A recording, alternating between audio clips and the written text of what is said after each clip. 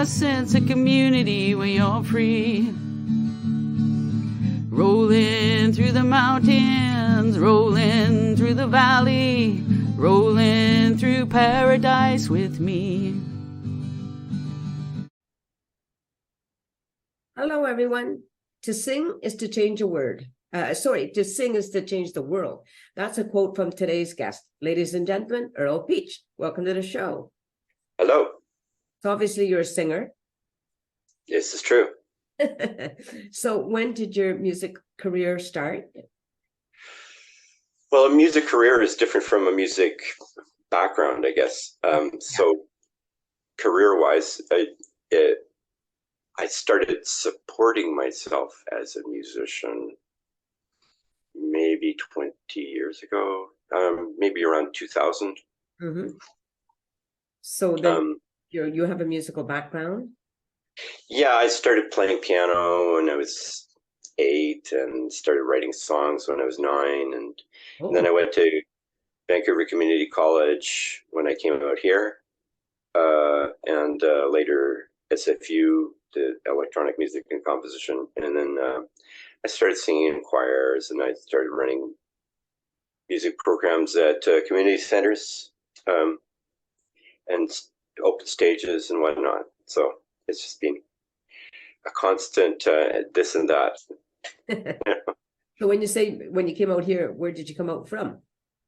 Oh, I grew up in Aylmer, Quebec, but I left when I was 18 because I was going to come out to here and study creative writing at UBC. Yeah. I hitchhiked out west. And Aylmer is such a small place, right? Well, at the time I grew up, there was 7,500. Yeah. And mostly it was 71% English. And then after the election of the Parti Québécois in 1971, it became 95% French, which it is today, I think. Yeah, I think so too. Okay, let's just go back for a little bit. Okay, so you learned to play the piano, you were singing all this stuff. But when you said you were composing songs at the age of 9, did you say? Yeah, in fact, I remember the first song I wrote. It was, not a stellar example of the phenomenon, but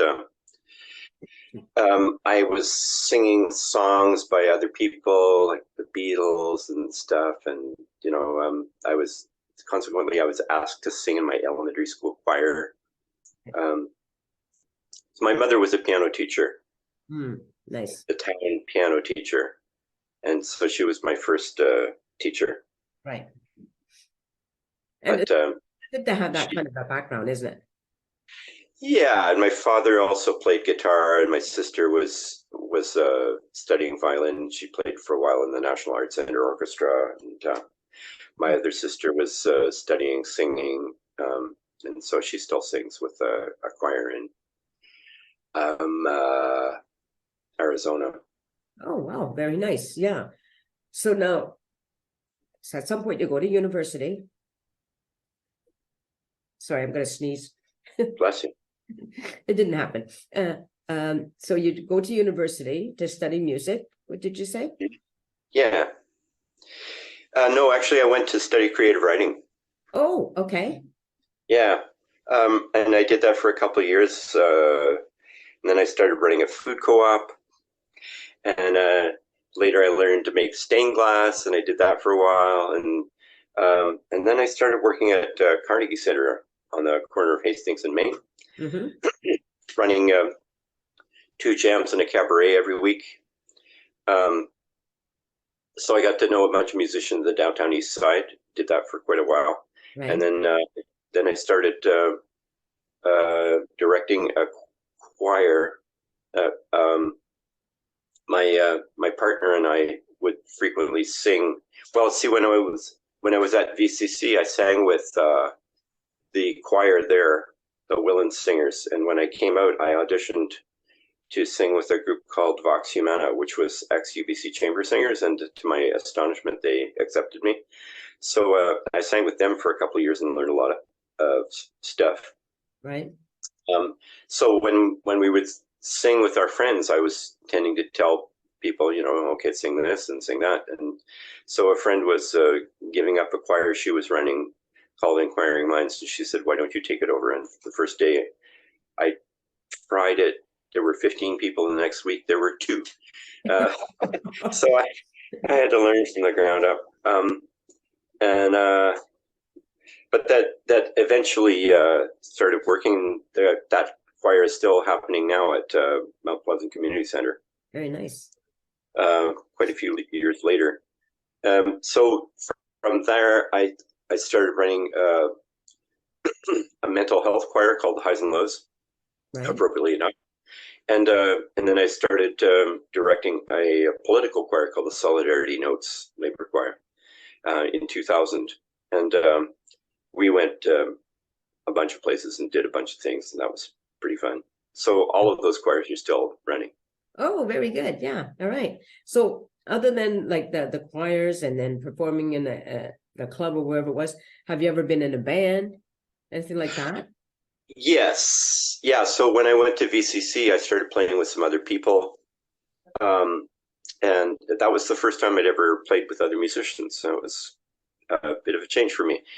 So I had a group called Flying Ship for a while that played music I wrote. And then, there have been a bunch of bands along the way. But currently, my wife and I perform as a duo called Song Tree. And I play with a friend of mine named Aladdin Abdallah, who sings in Arabic and plays oud. Oh, In a nice. group called Studanda. Yeah. And I have my own lovely band called Illiterati. And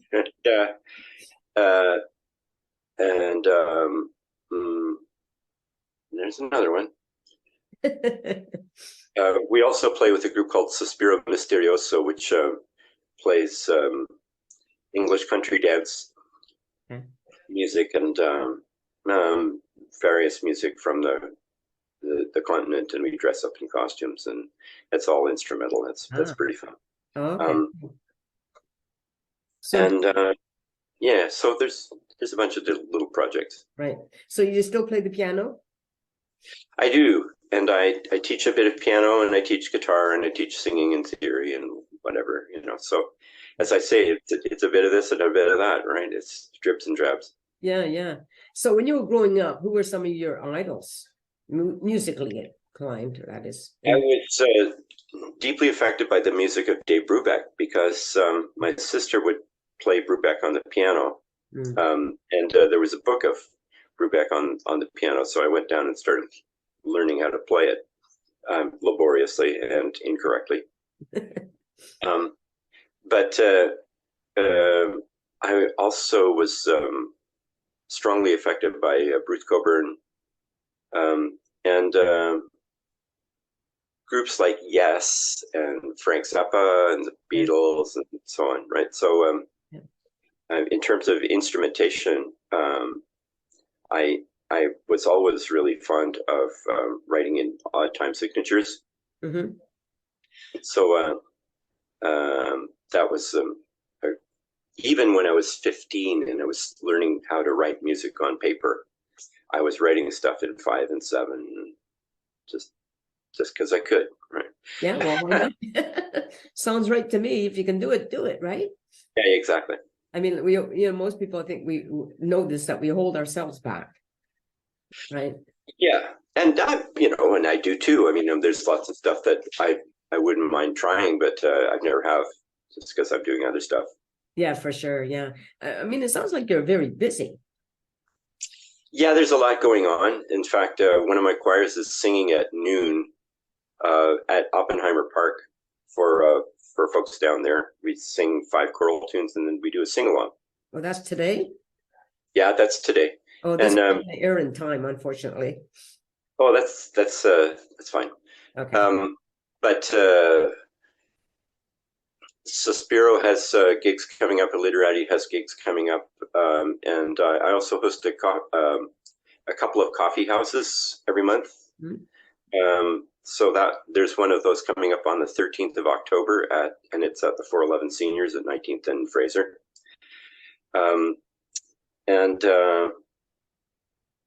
I also host a sing along every Friday at Kit's house. Okay. On live and on Zoom. So when you say host, what exactly does that involve? So people join, and I put the lyrics up on a screen, Yeah. and both on the tablet and live. And we go through the first names of people in the room alphabetically, and they take turns picking the song that they would like to sing, and then I sing it, and everyone sings along. We've got about 250 songs on that list so far. Wow, that's a lot of songs. Yeah. Yeah. So with these different bands and these different hosting coffee houses and whatever, do you ever get mixed up of where you are and what you're supposed to be doing? Not so much where I am, but what I'm supposed to be doing, yes. I mean, for example, I'd completely forgotten that we were doing this interview this morning. Yeah, it gets. I mean, you know, I was going to start another coffee house at Kit's house. I believe that every neighborhood house in the city should actually host a coffee house because there aren't enough places for people to play. Okay, right. And I just decided I didn't have the bandwidth for it. I think it should be done by somebody in the neighborhood. I think, but playing music together is really a form of creating community, and there are many forms. It's no more effective than sports or cooking together or whatever, you know. But it does allow people who don't speak the same language to come in and share something.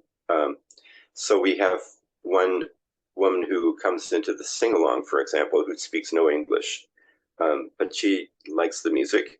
Yeah.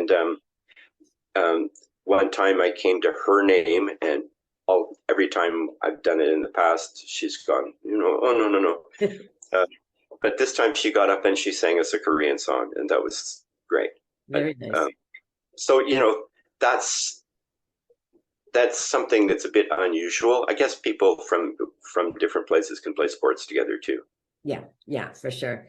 Well, it's kind of interesting listening to, like, I was thinking about, I used to watch this show years ago where this was in England, and this young man would go to different cities or different towns and incorporate the high school kids into singing, forming a choir, you know?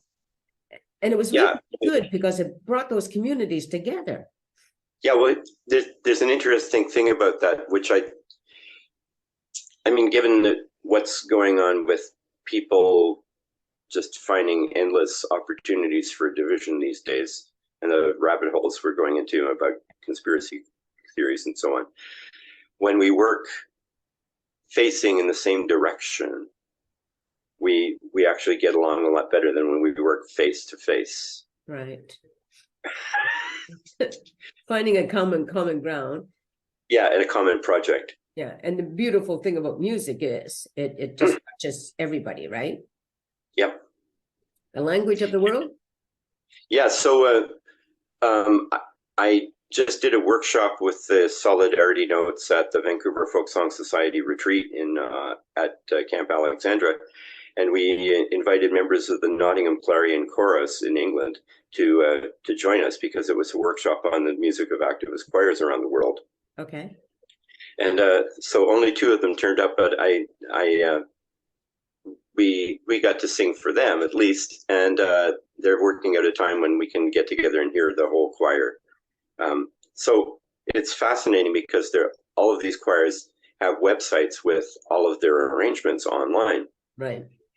So I've been able to look at like dozens and dozens and dozens of tunes, and you know, grab some of them for the Solidarity Notes, and hopefully other people in other places share them.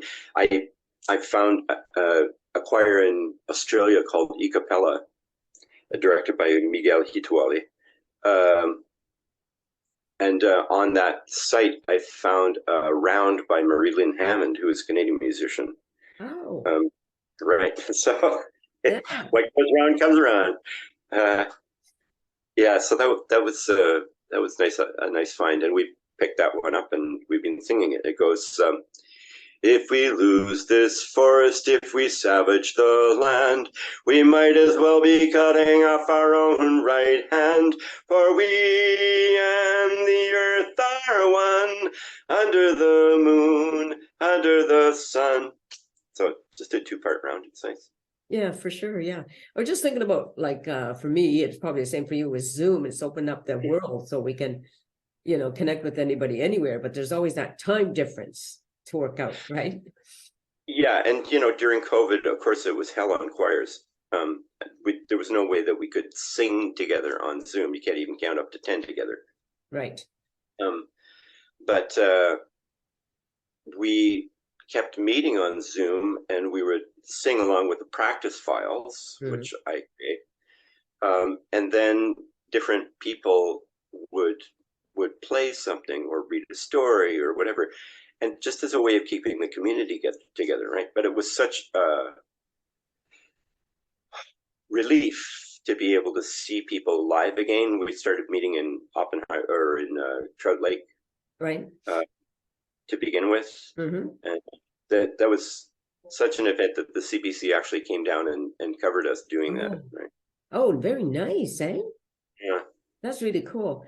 I've talked to other musicians, and the thing I thought about during COVID is that's when we needed music, not when they should have been shutting it down, Yeah, well, there were certain apps like Jamulus or Jamkazam and so on that allow you to play at least close enough in time that you can play. And so Illiterati was doing that for quite a while. And it ain't perfect, but it's better than nothing, I'll tell you. Yeah, for sure. Yeah. So you have some, like you mentioned, some things that are coming up. Yeah. So there's this coffee house on October 13th. Okay. At the 411 Seniors, which is 3502 Fraser Street. And that will be featuring a jazz band called Jazillion. One of the things I did this summer was go to the BC Swing Camp for the first time. Okay. And I don't know if you've ever heard of it, but it's quite a phenomenon. It happens in Sorrento, or at least up to now it's happened in Sorrento. I don't know if that's going to continue. Right. And there's a week of instruction by people like Karen Plato and Bill Kuhn and Michael Krieber, and just like really top flight musicians. Right. And people come, and I was taking jazz piano classes with Michael Krieber, but I also sat in on Bill Kuhn's Thelonious Monk workshops, and a friend of mine from Brazil was teaching choro, which is a Brazilian style. Okay. Another friend was teaching songwriting, Christina Olsen.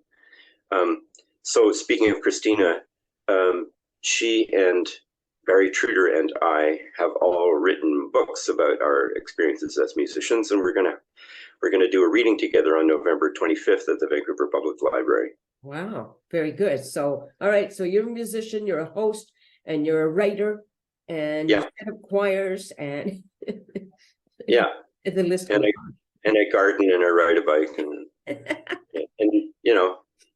I raise political shit wherever I can. All right. Well, I don't raise shit, but anyway, that's though. Well, I think we'll end it there. I think we've got a lot of things covered. So just stay on camera.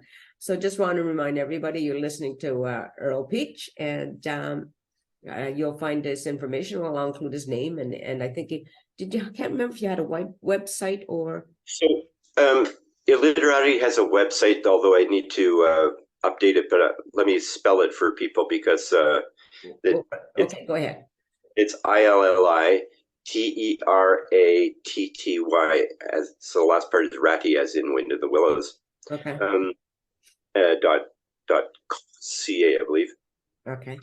But also have a website where I publish my choral arrangements called peachchoral.com. Okay. Right. And so Illiterati has a Facebook page and the highs and lows, and Solidarity Notes have a website called solidaritynotes.ca. So we certainly love to have people come and sing sing with us. We practice on Sunday mornings at 10:30 at Britannia. Mm-hmm. So anyone is welcome to just drop by. All of these choirs are unauditioned.